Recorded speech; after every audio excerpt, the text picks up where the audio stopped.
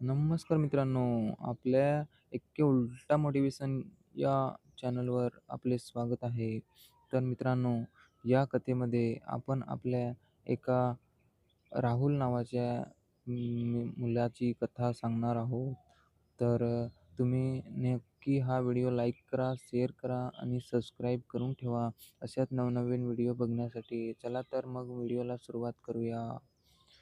अ, माझे नाव राहुल आहे आणि मी 7वीत शिकत आहे. माझे वय 15 वर्ष आहे. कारण मी 15 वर्षाचा असल्यामुळे मला खूप काही गोष्टी शिकायच्या आहेत. परंतु माझ्यामध्ये सतत बदल होत आहेत आणि ते बदल म्हणजे अचानक काही गोष्टी बदलत आहेत. तर मला आमच्या वर्गातली एक मुलगी मला नेहमी सतावत असते. तिच्या मनामध्ये काहीतरी बदल होत असावेत असे माझ्या मनात विचार येतात. कारण मनात विचार येणं आणि ते प्रत्यक्षात घडणं यामध्ये खूप फरक असतो.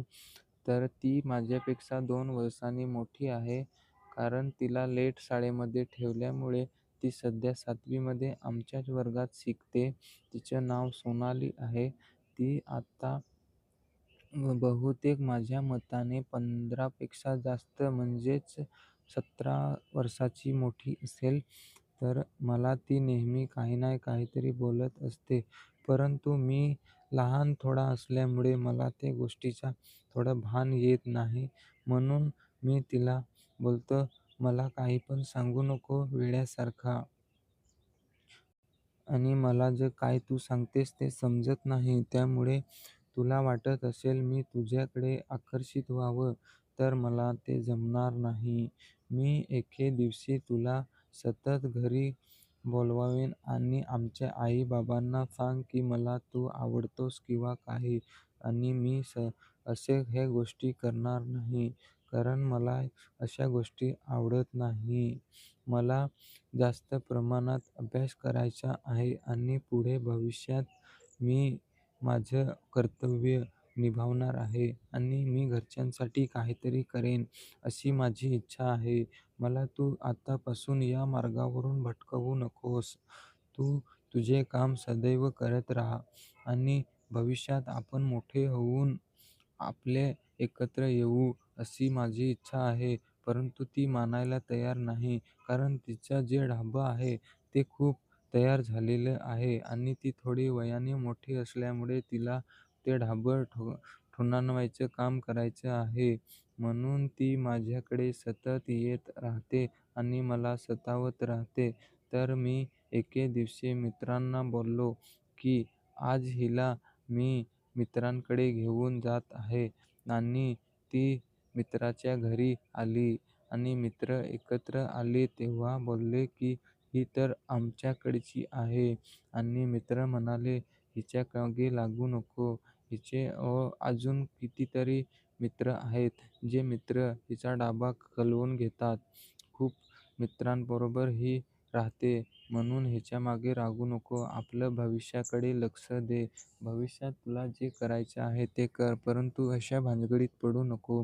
तर मी सतत त्या गोष्टीकडे लक्ष देऊन आणि कानपूर्वक ऐकून ते बाईकडे मी कधी गेलो नाही. परंतु ती गोष्ट संपल्यानंतर त्यांच्या गावात मी एके दिवशी लग्नामध्ये गेलो होतो. तेव्हा ती आली आणि बोलली, की "काय रे तू पण आलास?" म्हणलं, "हो, मी आलोय. परंतु तू जे शाळेमध्ये करत होतीस ते आता इथे करू नको. कारण मला ह्या गोष्टी आवडत नाही.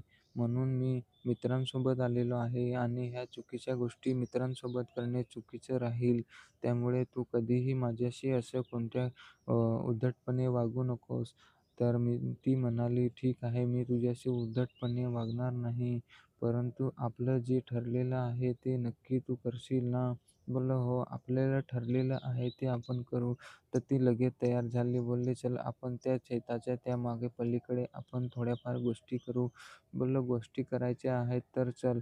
लगेच गेल्यावर तिने लगेच आपलं ते ढाबं खोलून टाकलं आणि आपला पोपट पकडला आणि मला वाटलं आता काय खरं नाही आणि मी पहिल्यांदाच होतो म्हणून आपल्या हातानेच ते पोपट थोडा वगळला आणि पुढे थोड्या अर्ध्या तासाने पोपट परत तयार झाला आणि आपला ढाबा बाईक खोलून बसलेली होती आणि तिकडनं मित्र येत होते.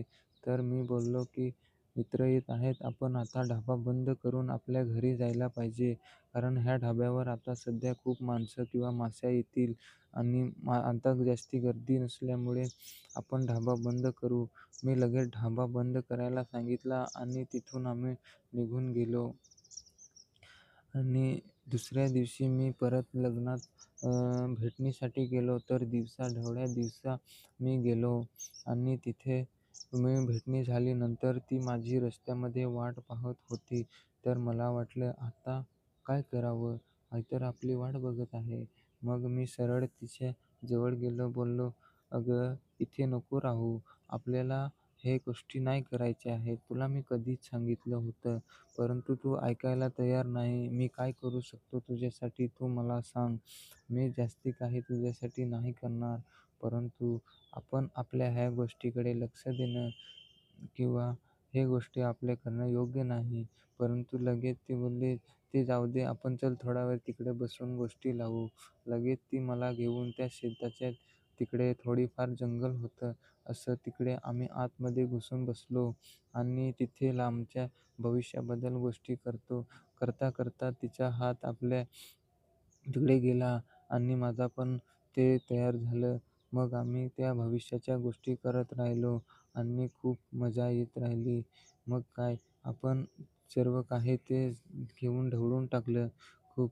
कारण पण ते मला वाटत होतं, की हे आपलं पहिल्यांदा आहे, परंतु हिचं पहिल्यांदा नाही. कारण ते ढाबा थोडाफार ढवळलेला होता. थोडंफार टाकलं की खूप सर्व छोट्यांसकट थोडं लागायचं. वाटलं की हे जुनं झालेलं आहे, ह्याच्यामागं आपण लागून उपयोग नाही. म्हणून मी ते ढाब्याकडे जास्त लक्ष देत नाही. मग काय दुसऱ्या दिवशी आम्ही परत गेलो.